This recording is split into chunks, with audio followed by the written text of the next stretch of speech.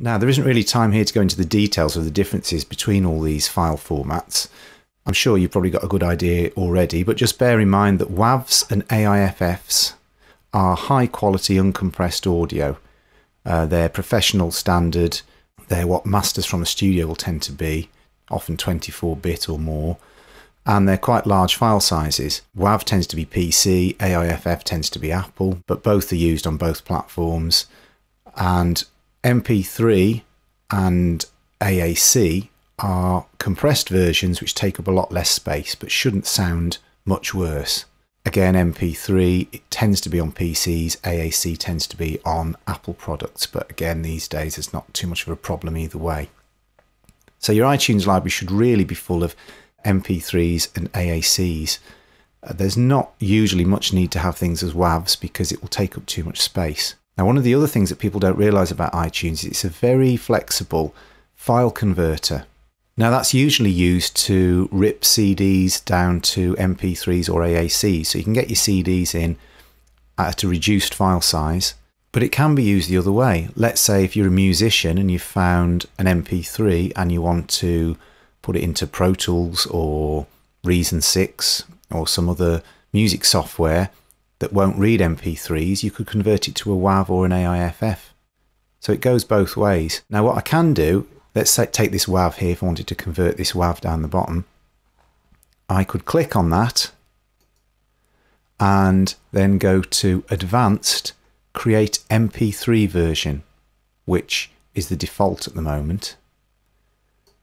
Or I could right click on it and create MP3 version. Okay. And we'll watch that doing that. There it goes. It's very quick, and you can do these in a batch as well. You can shift click a multiple selection. You can do hundreds of tracks and leave them overnight. Okay, I've fast forwarded a bit now until it's finished. There we go. So now we've got two, if we go by name, we've got two African beats here.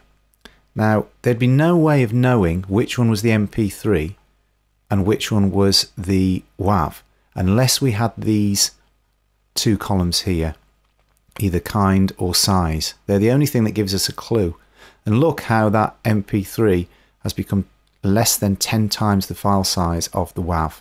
Now, how would we do it the other way around? Let's say we wanted to convert this purchased AAC here to a WAV. Well, this is where we have to go back to our preferences. And we have on the general preferences, import settings. And by default, it's MP3. And in actual fact, there are 3 different qualities. To be honest with you, you're probably better off having that at 192. But we want to turn this to a WAV, so we're going to put it to WAV encoder. There is AAC, AIFF, Apple lossless, which I don't know too much about. But let's say in this case, we want to turn it into a WAV. You can usually leave it on the custom settings, which is CD quality, 44.1 kilohertz, 16-bit. But if you know what you're doing, you can change those, but we'll leave it as it is. We'll OK that. And now, if I click on that purchased AAC audio file and I go to Advanced, I can now create a WAV version. That's changed. And there it goes. I've now got a WAV file of that original AAC. Now bear in mind, you can't put quality back. That's not going to obviously sound better. It's just that it's more convenient perhaps to use the WAV file in various other programs that don't read MP3s or AACs. Now the other thing is the drag and drop works both ways. So that WAV file, I can now just grab that and drag it to any window or the desktop and it will copy it across.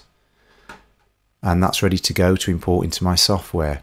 So this is the way I tend to use iTunes. It's about making it work for you. You might not do it exactly this way, but I've found that this system tends to work quite quickly and be quite efficient, especially when, like me, you might have hundreds of gigabytes of media that you want to organise.